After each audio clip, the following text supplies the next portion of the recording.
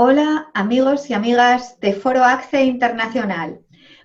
Con nosotros alguien que no necesita ninguna presentación porque es muy famoso. Siempre le digo, querido Enrique, tú eres más famoso ya que David Bowie, una star. Y es que es así, Enrique de Vicente es un alma que brilla y que siempre nos cautiva con su carisma, erudición, sabiduría, humildad, todo un caballero. Esa especie que hoy en día está realmente en peligro de extinción. Bueno, es presidente de la Sociedad Española de Parapsicología, título que ha aceptado por ser una sociedad ya de carácter histórico y donde ha habido personas de renombre y hay incluso un premio Nobel. Enrique de Vicente ha sido creador y director de la revista Año Cero, y tengo aquí un currículum larguísimo, pero me ha dicho, Ana, déjalo. Si te ocurra leerlo, Ana, que ya la gente ya sabe quién soy yo, Por Enrique. eso. Así que, gracias a Enrique, me lo pone muy fácil y no tengo que leer No, todo por este favor. currículum, imaginaros. No, eso es un atentado Brillante. contra toda la gente que nos escucha. Pero vamos aquí a lo que muestra el alma de Enrique de Vicente, que es toda esta sabiduría, erudición y también amor y ternura. Cuando estoy con Enrique me siento como que entro directamente en el templo de los sabios. Y bueno, ¿cuál es el título de esta charla, entrevista de hoy, este diálogo que hacemos con todos vosotros que estáis ahí? Así que tomar notas y prepararos porque vamos a entrar realmente en un mundo apasionante. Que todo se os quede ahí dentro y que podáis interactuar aunque estéis en vuestra casa. Tomar notas y papel. Bueno, el futuro inmediato de la humanidad entre la distopía y la esperanza. ¿Hacia dónde vamos? Primero, querido Enrique, me gustaría que se conociera algo más de ti. Aunque tú seas este caballero y tengas esta humildad que siempre te nos escondes a nivel personal, yo que he tenido el privilegio de abrazarte y que me abrazases y de sentirte, me gustaría que pudieran conocer, además de tu erudición, tu alma. Así que te voy a preguntar, ¿qué te impulsó a buscar lo oculto y la verdad en los sucesos de la vida y del ser? Pues te impulsa a buscar la verdad. Eso es lo que me considero un permanente buscador de la verdad.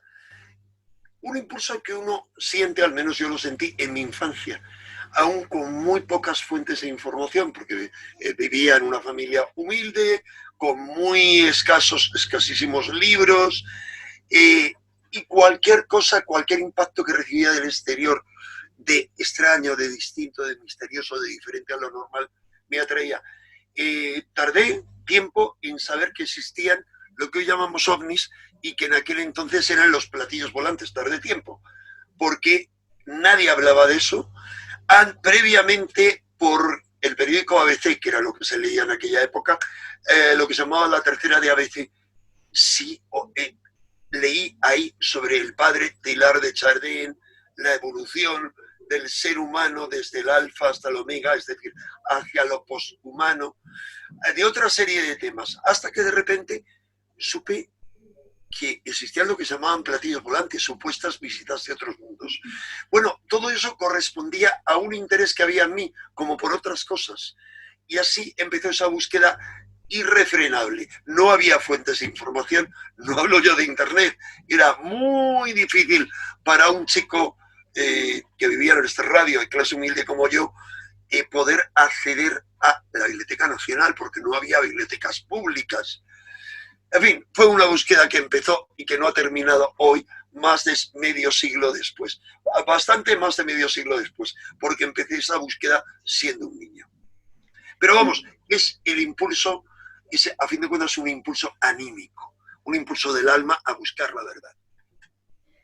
Querido Enrique, además de sabio y erudito, te veo como el amante apasionado del misterio, porque solamente hay que escucharte y sentirte cuando hablas. ¿Qué encuentras en el misterio y qué te ha regalado? Bueno, lo que encuentro en el misterio es eso. Yo no intento desentrañar los misterios. El misterio con mayúscula es algo profundo. Por ejemplo, en las antiguas religiones, los antiguos cultos iniciáticos, tanto en Egipto como sobre todo en Grecia, en todo el mundo helénico y luego mediterráneo, se llamaban los misterios, las religiones mistéricas, los grandes y los pequeños misterios. Incluso eso se conserva después con el cristianismo. Se habla de los misterios de la pasión, de la resurrección, etc. El misterio no es lo explicable en términos racionales, todo lo contrario. Es una llamada del alma a una transformación, precisamente a través de lo que trasciende la mente. Es decir, para mí queda claro que toda una serie de cosas a las que llamamos misterio no son desentrañables en un plano racional, sino son llamados a trascender la mente, a trascender la realidad conocida. Hay otras realidades, más allá de la realidad conocida, que es un marco mínimo, y todo lo que hay fuera es inmensamente amplio, y eso lo confirman todas las teorías científicas, no ya las que nos hablan desde hace un siglo sobre la física cuántica, no, sino sobre todo el tema de las realidades paralelas, los pluriversos. Sabemos que nuestro universo es uno que se enmarca dentro de un multiverso compuesto por muchos universos de un nivel 1. A su vez, ese multiverso se encaja dentro de otro marco de multiversos o pluriversos de nivel 2, de otro de nivel 3, nivel 4. Hasta ahí llega la física teórica. Te hablo de conceptos muy simples, solo como aproximación, para que la gente comprenda a qué me refiero. Estamos constantemente haciendo descubrimientos. Hace poco ha habido una teoría basada en ciertos descubrimientos esta misma semana acerca de que en el momento del Big Bang al menos se descubrió, o sea, hubo otro universo que empezó paralelo al nuestro. No me voy a enrollar con ello.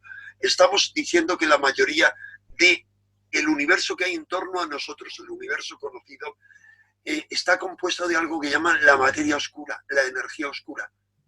Es solo una referencia para darnos una idea de que cuando nosotros decimos ovnis nos visitan, pero son inaprensibles, no hay pruebas, Llevo toda mi vida dedicado a ello y es tan cierto que es un fenómeno que nos trasciende y tan real que es superior a nuestra realidad. He hablado con más de 150 pilotos, con militares que nos han perseguido, pero militares españoles, portugueses, estoy hablando del general Lemos Ferreira, por ejemplo, una de las grandes autoridades militares portuguesas, año 57, él dirigía una escuadrilla y los perseguía, pero multitud de gente, no hay duda, pero al mismo tiempo es algo incomprensible. ¿Por qué? Eso, como la mayoría de los fenómenos paranormales, como lo que llamamos el Yeti, y los gatos, estos fantasmas que se filman y fotografían, pertenecen a otro orden de realidad distinta a la nuestra.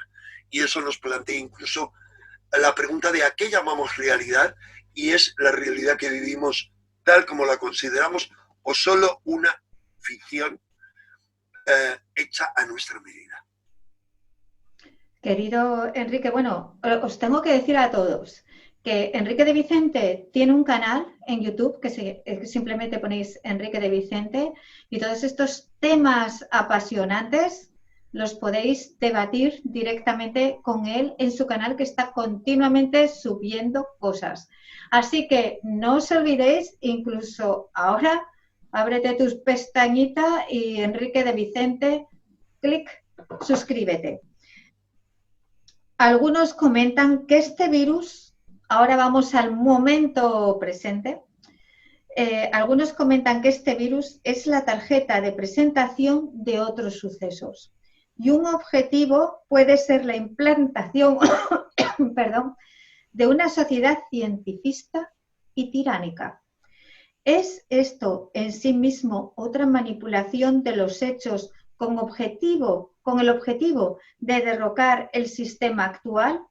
¿Cuál es tu opinión personal sobre todas estas teorías de conspiración que son opuestas, que nos dan mensajes tan diferentes? Vamos a ver, en resumen, no hace falta sustituir al sistema actual. El sistema actual que vimos, al igual que el anterior, es un sistema falso, cada vez progresivamente, cada vez más falso. Es ir hacia una falsedad mayor, hacia la implantación de la falsedad absoluta. Vamos a ver, en cuanto a si vamos hacia una sociedad cientificista y tiránica, vamos a ver, yo recuerdo que hace no tanto, con este gobierno como con los anteriores, no se salva nadie, nadie. Todos los gobiernos, todos los partidos, en unos países más y en otros menos, y en este lamentablemente vamos camino de más. En comparación con nuestro vecino y bien amado para mí, Portugal, yo quiero ser portugués también, además español. Yo quiero ser de la Confederación Ibérica. Pero lo digo de pasada, quiero tener un presidente de república como el presidente de Portugal, que es más modélico que la inmensa mayoría de los políticos. Pero bueno, hecha mi inversión, es decir, mi inversión, que significa que yo, con respecto a eso de la derecha a la izquierda, que es una cosa del siglo XIX, discúlpame, por favor, porque tengo una llamada, estoy recibiendo una llamada internacional, pese a que tenía el volumen del móvil quitado. Entonces, no sé por qué está sonando, pese a tener el volumen del móvil. ¿Será tu amigo Antonio Poveda? No importa, será quien sea en una llamada internacional, pero da lo mismo. La cuestión es que frente a todo eso se habló a primeros del siglo XIX de la tercera posición, que era el fascismo. Luego se habla de la cuarta posición en política, hasta de la quinta. O sea, se dice si Putin, que obviamente está fuera de la derecha, de la izquierda, está en la cuarta posición. No, yo hablaba hace tiempo de la sexta posición. ¿Qué es? Es, además de derecha, izquierda, hay delante, detrás, arriba y abajo, y de la séptima, que es hay adentro, también ya afuera. No, yo ahora soy de la Suena un poco romántico, Enrique, todo eso que estás diciendo. De la undécima posición. ¿Por qué? Porque hay 11 dimensiones según la física cuántica. Lo que yo estoy diciendo es trascendamos todos. Pero vamos a ver. Volviendo al tema, que me he desviado, te decía que hemos asistido hace un año a una campaña oficial pagada con el dinero de todos contra las pseudociencias. Campaña oficial. Sí. Montada por una secta, como tú sabes, por un movimiento totalmente sectario, un movimiento ideológico entroncado con un movimiento americano que tiene, las siglas americanas son, si le añades algo más, son los psicópatas. Hay que añadirle solamente una C a la organización americana que es PSICOP. Y esto está pagándose con el dinero de todos, contra la homeopatía, que la homeopatía se sabe que es una aberración que merece ser quemada por la Inquisición, como la acupuntura, como varias otras cosas. Solo los locos son capaces, según esta gentuza, de utilizar esas cosas. Bueno, la ignorancia. Stop, Ana Francisca. Toda la familia real británica se siguen tratando con la acupuntura.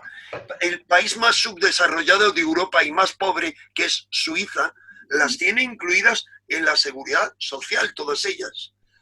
La reina para mí más gloriosa que ha tenido y más sabia que ha tenido este país, la reina Sofía, cuyo nombre lo dice toda la sabiduría,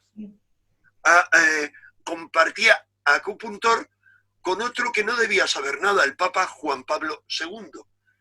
Y nos han montado esa campaña, es decir, ¿a qué vamos? Todavía vamos a mayor esclavitud mental. Tú ves a todos los medios como borregos siguiendo la línea de lo políticamente correcto. Es Pero cierto que Francia que hay, también está dentro de la seguridad social, la acupuntura. claro, hay cosas que sí, pero Muchos vamos a ver, países. pero este es el país más avanzado.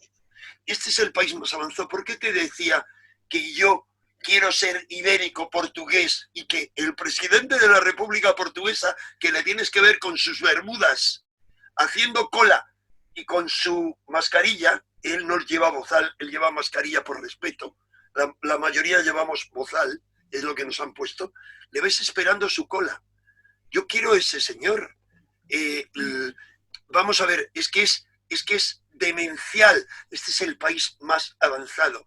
Y eso lo demuestra que es el país en el que ha habido más porcentaje de muertos en cuanto al número de habitantes del mundo. O sea, número de habitantes, pero da lo mismo que fuera este gobierno o el anterior o el previo, no lo sé muy bien.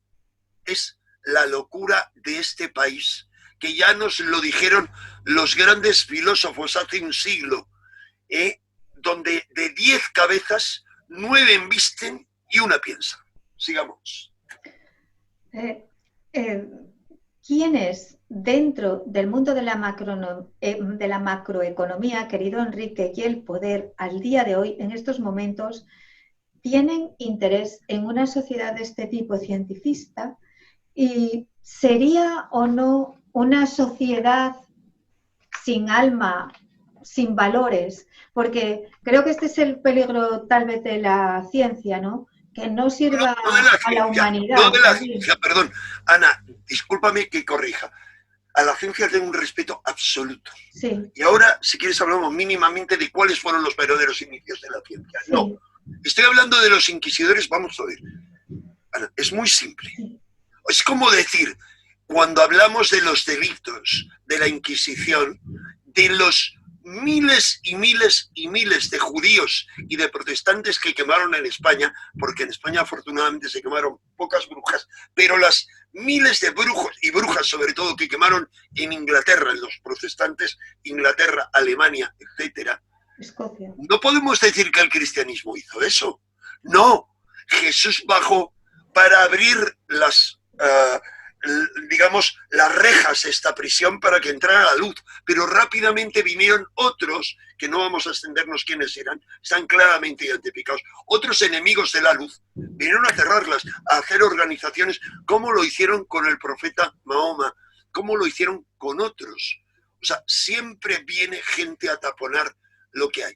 De la misma manera con la ciencia, que era un motor de avance, hay que recordar brevemente que la ciencia se inicia como un retoño del iluminismo rosacruciano.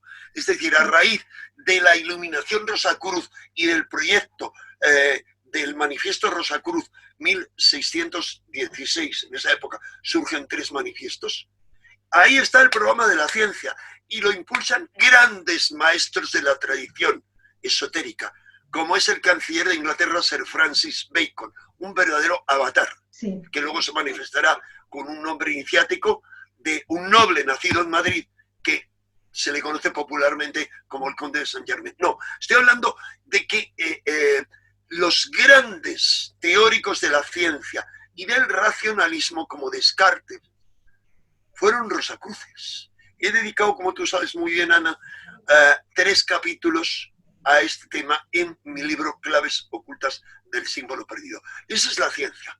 Lo que hay ahora es la perversión. O sea, es la ciencia como dogma único. La ciencia y el racionalismo vinieron en su momento, en aquel entonces, bienvenidos eran, siglo XVII, a frenar y a equilibrar la locura fanática, la superstición, etc. Ahora ocurre todo lo contrario. Eso, hay mucha locura en nuestros temas, Ana, hay mucho charlatanería, etc. Pero se pretende sustituir un dogma por otro. Al dogma de la Inmaculada Concepción anteponen estos el dogma de la infalibilidad del método científico. Pero bueno, eso sería tema de otra conferencia. ¿Cuál es el problema? Que vamos con esto, lo que pretende todo un movimiento que hay, con un apoyo económico, con determinados financieros, con determinada filosofía detrás. Estoy hablando de mucha gente, no de uno, pero solamente si vamos al más famoso, que haría falta hablar mucho de él para ser equilibrados. Soros, por ejemplo, sigue la filosofía a pie juntillas de Karl Popper, que es uno de los grandes epistemólogos o filósofos de la ciencia. Por eso él habla de la sociedad abierta, Popper. Y Soros, su fundación, que tiene su sede aquí en Cataluña y financia ciertas historias en el mundo catalán, y en otros, hay un libro que recomiendo por ahí, o lo recomiendo al menos mi admirado amigo, el gran patriota y gran amigo Coronel Pedro Baños, Soros rompiendo España. Pero la cuestión es que su fundación se llama Open Society, sociedad abierta. Lo que te digo es, hay filosofías, no para nada la de Popper, el gran filósofo que sigue Soros, para nada esa. Otras que lo que nos llevan es al materialismo más absoluto, a un humanismo que es inhumano.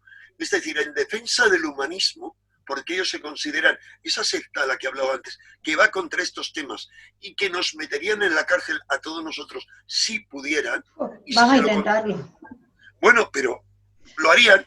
Ellos propulsan, tienen, apoyan el movimiento humanista, tienen una editorial que ha publicado cosas muy interesantes, como no menciono el nombre, porque si no intentarían meterme en juicio, pero entre otras cosas, los libros que publica, hay un libro muy interesante a favor de la pedofilia. Es decir, hay un movimiento, ahora hay una reclamación de que se le legalice la pedofilia, es decir, el que es normal que a los hombres y a las mujeres, pero sobre todo a los hombres, les gusten los niños, les gusten. Pero perdona, de ahí, eso es una legalización de la pederastia organizada que nunca ha existido más intensamente que en nuestros días, ni aún en las iglesias, no solo en la iglesia católica, que tiene un plus, y es que los curas, como no tienen sexualidad, la tienen que derivar por otra vía. No, en todas. Estoy hablando en el Islam te podría poner casos, en el judaísmo te podría poner casos, en otras también, aunque no tantos, pero en otras, budismo tibetano, yo he recibido varias iniciaciones, te podría contar casos en España de lamas, pues vamos, te podría contar 1000 historias de por qué cuando se reprime algo, el sexo, surge como algo exacerbado. Pero te ponía un ejemplo. Vamos a una sociedad inhumana, no ya deshumanizada, sino inhumana. Sigamos. La verdad es que lo que dices es un poco, bueno, es bastante terrible. He hablado de un aspecto. Sí, entiendo lo que dices perfectamente porque es visible. O sea que es algo que no se puede negar porque todos leemos las noticias y todos vemos pues el material abundante que hay sobre todo esto a disposición abierta, se diga lo que diga, a través de Internet. Pero bueno, el que haya material... Es una vergüenza, pero... Es distinto y hablo de ese aspecto solo, porque me parece un aspecto lacerante y porque además se ha hablado, y es cierto, de la pederastia, es decir, la violación de niños dentro de la iglesia, pero fuera la hay mayor aún. Dentro de la iglesia era algo que existía desde la antigüedad, que está bien documentado, pero nunca tanto como ahora, pero es que fuera... Pero si hay dentro de las esclavitud organizada. Dentro de las propias familias. Sí, de las familias, pero fuera, pero ya desaparecen niños de la inmigración a miles, hay una esclavitud. Y estoy hablando eso porque hay un lema que dice corruptio óptima, pésima. O sea, la corrupción de lo mejor es lo peor que se puede hacer, porque vivimos el final del Kali Yuga, de la Edad Oscura, que narran todas las tradiciones védicas, hindúes, y tantas otras, el final de la era de hierro, de la edad de hierro. Vivimos los momentos más densos de toda la historia de la humanidad conocida. ¿Cuál es la ventaja? Que sabemos que después del derrumbe total de este sistema, de este Kali Yuga, comenzará una nueva edad de oro. Y por esa edad de oro yo apunto, brindo y soy un combatiente a favor de esa edad de oro. Es lo que debemos ver, esa es nuestra luz, esa es nuestra esperanza y por ello debemos luchar siempre, de forma permanente. Es como si estuviéramos estuviéramos en la fase de una alquimia, ¿no? Así a nivel colectivo. Es un buen ejemplo, Ana, el que has puesto. Esto es un proceso de transmutación alquímica. Es decir, se está llevando el proceso al rojo. Bueno, no me voy a liar con las fases alquímicas, pero es al rojo, candente, candente, luego oscuro, y vendrá después el albedo, la capa blanca después del resplandor. ¿Qué ocurre? De alguna manera el proceso que vivimos, y Ana, perdona que me acelere y te hable de un tema u otro que a lo mejor tenías previsto para tu entrevista, pero en este momento la humanidad y todo el planeta, porque es un proceso de transmutación alquímica, es un proceso alquímico colectivo, que vive la humanidad, que vive nuestro planeta y nuestro sistema solar, que está transcurriendo desde hace un siglo, cada vez acelerándose más, por una zona del cosmos con alto nivel de perturbaciones. ¿Qué ocurre? Esto es algo así como si tú el agua, es un ejemplo que he puesto recientemente en otra entrevista, pero si un ejemplo me parece adecuado, lo repetiré las veces que haga falta. La empiezas a calentar. Tú empiezas a calentar el agua y el agua se hace insoportable a medida que se va acercando a los 100 grados. No hay quien aguante ese agua, digamos. Antes era, recuerda, era sólido. A partir de los 0 grados, el sólido, que es lo más denso, se pasa al estado líquido, que es más sutil. A los 100 grados, ¿qué ocurre? La mayoría de ese agua que la tienes en una olla se desborda, o sea, explosiona. Hay otra parte que implosiona y ¿qué hace? Se transmuta y su estado cambia del estado líquido al estado gaseoso. Para mí, ese es el mejor ejemplo sobre la situación a la que se enfrenta la humanidad. La cuestión es, ¿para qué? ¿Para qué? Brindo yo mi mensaje, que es el de un guerrerito más de a pie en este proceso, para que recordemos que los pocos que logren dar el salto del estado líquido al estado gaseoso serán la masa crítica que inicie una nueva humanidad y una nueva tierra. Esa es la apuesta y la maravilla del momento que vivimos. El momento más oscuro es que la luz y el amanecer está a la vuelta de la esquina. Muchísimas gracias, querido Enrique, por este mensaje de esperanza, ¿no? Lo que quería preguntarte, que va conectado con todo esto, que estamos hablando. ¿Existe una guerra en otro plano entre seres con alma o seres sin ella? De ser cierto, ¿cómo se manifiesta esta guerra en este conflicto que estamos viviendo aquí y ahora en la Tierra? ¿O puede ser tal vez otra clase de conflicto? ¿De qué tipo sería en este caso, si fuera de otra clase? Bueno, más o menos de lo que yo te he entendido te contesto.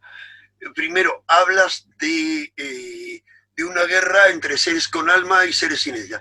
Si hablamos, vamos a ver, vamos a hablar de diferentes planos. Sí, es esto... No te preocupes, Ana, me ha quedado clara tu pregunta. Vale. La cuestión es, yo tengo la firme creencia, basada en mi experiencia interna y la de otras personas, experiencia interna subjetiva, que para mí es tan válida, si no más, que la experiencia objetiva, y a mí que no me impongan dogmas, porque mi primera libertad, la libertad es la libertad interior, y es considerar cuáles son los valores por los que yo rijo mi vida y mi pensamiento. Esa es la primera libertad. Entonces, estoy firmemente convencido de que paralelamente a la mínima lucha que libramos en este plano, se libra una lucha en otros planos. No tengo ninguna duda. Y no voy a extenderme más porque lo ignoro casi todo de esos planos. Primer punto. La lucha que se libra en este plano, sí podríamos hablar de seres con alma y seres sin alma. Vamos a ver, por partes. Seres sin alma se le llama desalmado. ¿Cómo llamarías tú y cómo llamaría a la mayoría de la gente a un tío violador de niños? Desalmado, ¿verdad? Desalmado. ¿Cómo le llamarías a un dirigente manipulador político, a un fabricante de armas, a un fabricante de medicamentos, que a costa del sufrimiento ajeno quiere ganar dinero y poder? Desalmado. Desalmado. Ahora bien, eso no descarta que haya iniciados, sociedades secretas e iniciados. Tú, Ana, conoces muy bien qué significa la iniciación. Eres una iniciada como yo. Sí. Tú has pertenecido a una de las órdenes esotéricas. Es más, estuviste casada con una gran figura en Europa de estas órdenes. ¿Sabes lo que eso significa?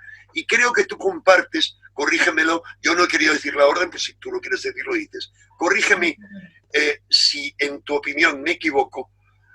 Hay iniciados, hay gente que ha logrado un nivel, por lo tanto tienen alma, han forjado en términos iniciáticos lo que se llama un alma, que se pasan a la oscuridad. Un ejemplo patente de lo que es esa realidad es ese mito maravilloso de nuestro tiempo que se llama Star Wars. Sí, mito, como todos, o sea, absolutamente corrupto cuando el director vendió su mito al diablo. Es decir, el director de Star Wars lo vendió a una compañía, no voy a decir el nombre, todo el mundo lo sabe, Walt y demás. ¿Qué ocurre? Que igual que ahí se ve cómo los iniciados se pasan al lado oscuro, aquí ocurre lo mismo. En otro plano, perdona Ana que intente terminar con tu pregunta, que es compleja, pero fascinante, perdón porque te he interrumpido. En otro plano, no hablaría tanto de con alma y sin alma. No, vamos a ver. Se ha hablado siempre de los espíritus de la luz y los espíritus de las tinieblas. Cuando Jesús expulsa los demonios del cuerpo de alguien, está expulsando espíritus. Tú sabes muy bien, Ana, que cuando se habla de la posesión, es una posesión de espíritus. Lo que llamamos diablos se le conoce en todo el mundo como espíritus. Pero hay que ir más atrás. Y en el pasado, en la mayoría de las tradiciones, se habla de dioses muy diversos. Hay dioses bondadosos y dioses terribles, pero se habla de dioses que se reparten este mundo. Este mundo, según todas las tradiciones antiguas, que claro, todas eran estúpidas, todas eran irracionales, eran gente ignorante y solo la sociedad racionalista que se ha impuesto en el último siglo es la sabia, es la que lo sabe todo y es la que ha hecho todo lo mejor para el planeta, ¿vale? Si todas ellas hablan de esos dioses que se reparten de la tierra, algo tendrán. La lucha se libra a ese nivel. Como dice, no hablo ya de los gnósticos, sino como dice el apóstol Pablo, que para mí era un gnóstico reconvertido, en nuestra lucha es contra los, como dice, los tronos, potestades, nombre de ángeles. O sea, la lucha es contra determinadas categorías angélicas. La lucha se libra a ese nivel. Indudablemente hay una conexión entre esa lucha, entre los sucesos de otro plano y los de este plano. Hay una relación. Y todo lo que está ocurriendo ahora, quien dirige toda esa operación y las que vienen, lo hacen al servicio de esas fuerzas.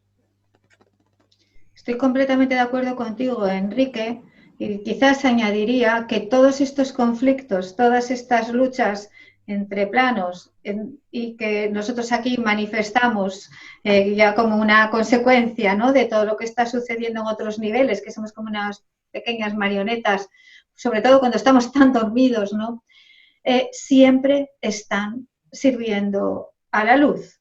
Y comentarte también que lo que tú dices, efectivamente, a partir de determinado grado, un iniciado puede tomar un servicio en una dirección u otra y que ni él mismo lo elige.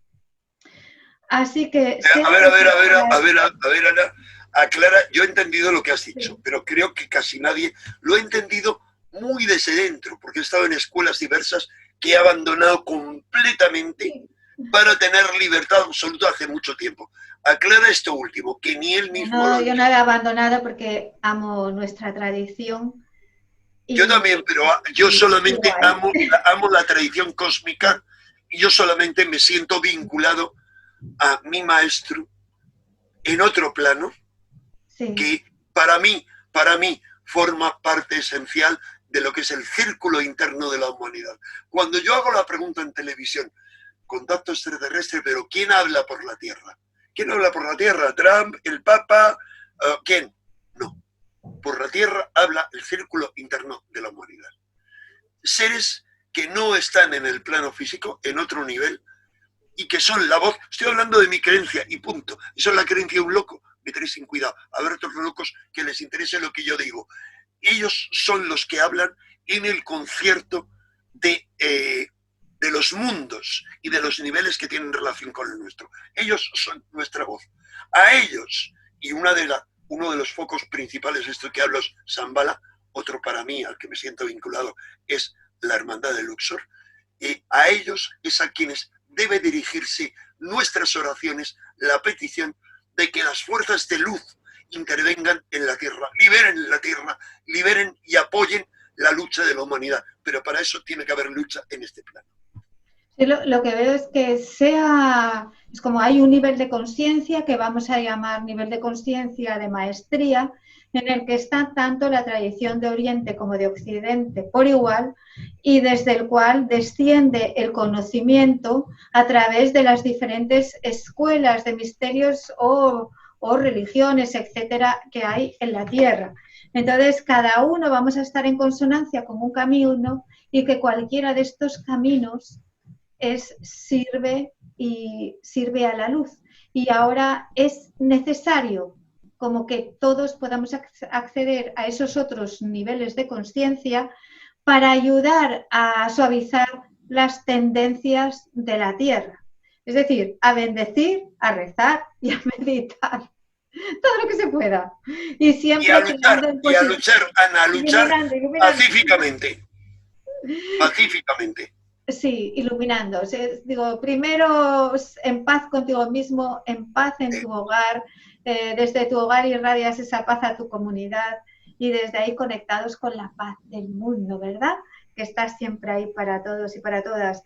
Pero volviendo a lo que decías de si hay oscuros dentro de los iniciados, por supuesto, como en todas las tradiciones, forma parte del misterio.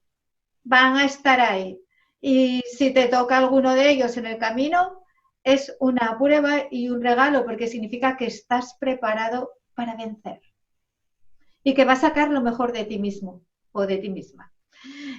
Bueno, voy a pasar a la siguiente pregunta. El velo que toca también con esta, querido Enrique. El velo entre planos, que es una gozada entrevistar a un iniciado, ¿eh? El velo entre planos es ahora más débil. Nos cuentan que nuestra conciencia se está elevando. ¿Es cierto? ¿Cuál es el volumen de estas personas que elevan su nivel de conciencia? Dicen muchos comienzan a vivir con conciencia interdimensional. Tú sabes, lo estamos escuchando continuamente. Y dicen tener visiones, como que ahora se multiplica el número de visionarios. ¿Delirio o verdad? ¿Qué opinas sobre esto? ¿Tiene conexión desde el nivel espiritual todo esto que está sucediendo? Que si elevar el nivel de conciencia, visionarios, profetas, nuevos grupos, etcétera. ¿Tiene conexión todo esto con lo que ahora vivimos en la Tierra?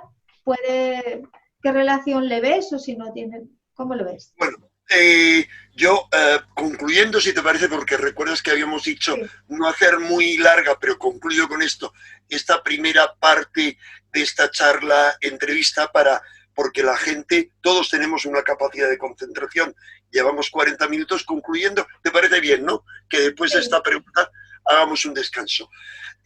Concluyendo con esto, vamos a ver, yo tengo que hablar desde mi experiencia. He de decir un previo. Yo tengo mucho cuidado con tanto iluminado como yo mismo que nos puede contar cualquier historia. Hay que tener mucho cuidado. Yo siempre le digo a la gente, desarrolla tu sentido crítico como sentido común. No creas nada de lo que te cuentan. Analiza, siente más que razonar, siente también cómo te llega. Haz tu propio proceso. Ante todo, ten conciencia de ti, paraliza tu mente, siente tu ser, experimenta tu ser en el aquí y ahora. O sea, eso es lo prioritario. Más allá de eso, hombre, yo tengo que hablar por experiencia propia. Vamos a ver, cada uno experimenta las cosas como es, pero yo lo experimento de tal manera que un día, como este domingo pasado, me despierto con una visión. Por temporadas, la verdad es que me he vuelto muy vago últimamente, Yo me dedico mucho a, cuando me despierto, escribir los sueños, luego tenerlos, analizarlos, ir viendo qué ocurre, con la impresión de que amanecía el mundo. Y yo no sabía, porque duermo con las presiones bajadas, que había un sol esplendoroso. Pero para mí, este domingo pasado se inició una nueva etapa, tanto que me llevó a decir esa noche que creía que esta pesadilla del COVID, este concreto, se acababa ahora. Que siga en octubre, desde luego noviembre, diciembre, considero que van a ser 2 meses agitadísimos en la historia de la humanidad, desde luego, de nuevo. Pero si yo tengo ese tipo de vivencias, otros las tendrán, cada uno a su manera. Yo personalmente creo que sí, que en este momento llevamos viviendo una época, no es un momento, una época, un momento mayor de entrecruce dimensionales, que cada vez la membrana, como tú has dicho, entre planos está más cerca. Así que es muy fácil contactar, es muy fácil que se produzcan todo tipo de fenómenos. No tengo duda de ningún género, y eso es para bien y para mal. Para mal en cuanto a que, sobre todo desde determinados momentos, yo hablé de ello en mi Facebook, no tenía entonces un canal de YouTube como ahora, por eso lo creé el año pasado en verano, y empezó diciendo, ha llegado la hora, con mayúscula, la hora es como le llaman las profecías islámicas a los momentos que estamos viviendo, están ocurriendo demasiadas cosas, y luego anunciaba 2020, el año definitivo en cuanto a que comienza todo, que comienza un periodo para mí en diciembre del 19, como lo vengo anunciando hace 2 años por muchos medios, comenzaba un periodo de 7 años brutales, los más definitivos de la historia de la humanidad. Aprovecho porque sé que probablemente no me ibas a preguntar por ello, porque son muchos ciclos, pero lo resumo mucho cosas que me llevarían horas explicar. El fin de la cuenta larga del calendario maya Baktun, discúlpame, el calendario en este momento, no recuerdo el nombre, en Baktun es una época. El calendario Tzolkin, el calendario sagrado, terminaba el 21 de diciembre de 2012, ¿cómo recuerdas? Sí. 2012 más 7 son 2019. Estoy hablando muy simple. Es decir, creo que en 2019, que es cuando públicamente se proclamó esta epidemia que ya venía de antes, apareció, va a haber una época de transformaciones brutales. Pero en 2011, el 11 del 11 del 11 del 11 de 2011, anunciaba con mucha antelación que tras las puertas que se habían venido abriendo desde diciembre del 2010 en diferentes sitios, tú sabes que yo fui uno de los voluntarios que acudió a Chartres para la apertura de una de esas puertas. ¿Qué ocurre? Que el 11 del 11 del 11 se abrió una puerta por la que entraron todo tipo de porquerías, todo tipo de fuerzas, espíritus, llámalos como quieras. ¿Cuál es el problema con muchos de esos seres? Esos seres, como os he dicho en todas las tradiciones, poseen y obsesionan. Tú sabes que esos son conceptos en cualquier estudioso de la posesión, del exorcismo, no el cristiano, a nivel universal, a las personas. Es muy fácil para cualquiera de nosotros, para mí, para cualquiera, y para los dirigentes, ser obsesionados o poseídos por esas fuerzas. De tal forma que, aunque suene muy loco, me trae sin cuidado, porque soy una persona libre, y porque me paso lo políticamente correcto por aquí. Sí, lo tengo que decir bien claro, porque no se habla claro y ya estoy harto. Entonces, ¿qué ocurre? Atribuimos a estos políticos y el otro hace.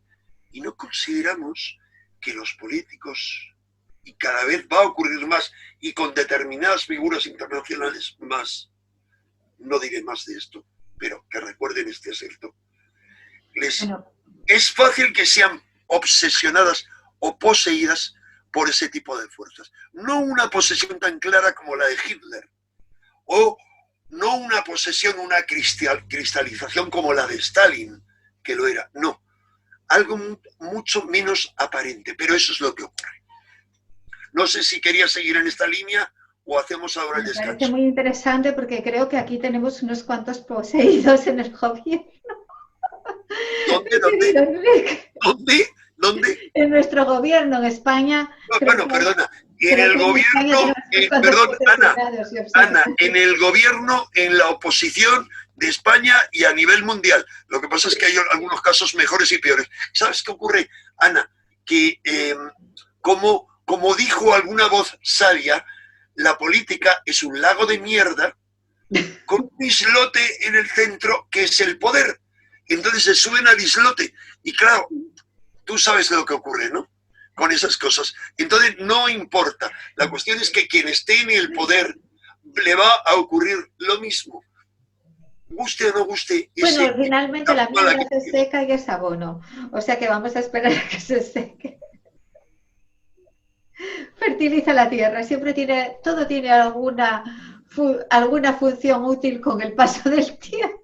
Tú lo dices, porque Ana, tú sabes como iniciada. Antes habías hablado de algo que te dije, a ver, concrétalo, pero yo daré mi visión. ¿Por qué hay iniciados y hay corrientes, al igual que hay lo que se llama la iniciación, hay lo que Guénon llamaba la contrainiciación? Todo lo contrario. O sea, hay fuerzas oscuras frente a las fuerzas de la luz y las fuerzas oscuras en ocasiones, solo en ocasiones, se organizan jerárquicamente. Porque este es un universo dialéctico. Ya. Es un universo dialéctico en el que hay fuerzas en combate, fuerzas que las vemos a un nivel universal, que se pueden resumir siendo simplistas en dos fuerzas: la fuerza de la expansión y la fuerza de la contracción. O sea, doy, tomo. Pero te diría, hay algo más interesante. Según la dialéctica de Hegel, que fue utilizada por Marx, pero fue utilizada también por todos los filósofos, por algunos filósofos liberales, incluso Popper, etcétera, para contrapesar a Marx. No hay solo dos frentes opuestos, sino que hay un tercer elemento. ¿Cuál es ese tercer elemento frente a esas dos fuerzas de la contracción y de la expansión? El tercer elemento es el observador, la conciencia, lo que está por encima, lo que está por afuera del combate.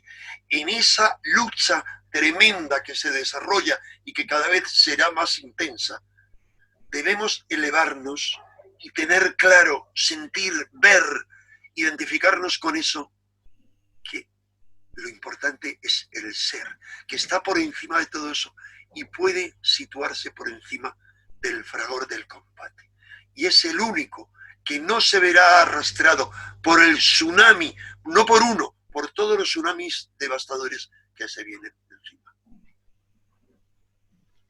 Muchas gracias, querido Enrique, porque eso que has dicho puede ayudar a muchas personas para ir preparándose y para lo que se puede avecinar y acceder a esa conquista interna que ya está dentro de todos y todas de nosotros y nosotras.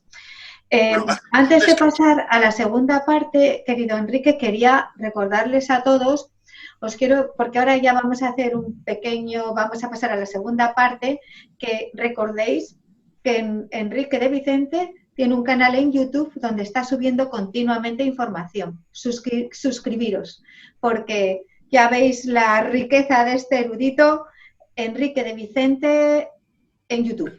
Y bueno, y recordar también de suscribiros a Foro ACTV. Querido Enrique, nos vamos a la segunda parte. Hacemos un descanso sí, en medio de la película esta de terror o de ciencia ficción que estamos contando. Bueno, descanso. No, es una película del ser y bueno, de la vida. Lo que sea, descanso. En lugar de visite nuestro bar, váyase a la cocina, al servicio o a lo que tenga usted necesidad, aprovechando este descanso. Y a suscribirse al canal de... He acabado la vitamina C que tomaba, así que voy a reponer agua. Voy a reponer el cafetito. Hasta ahora, amigos y amigas. Adiós.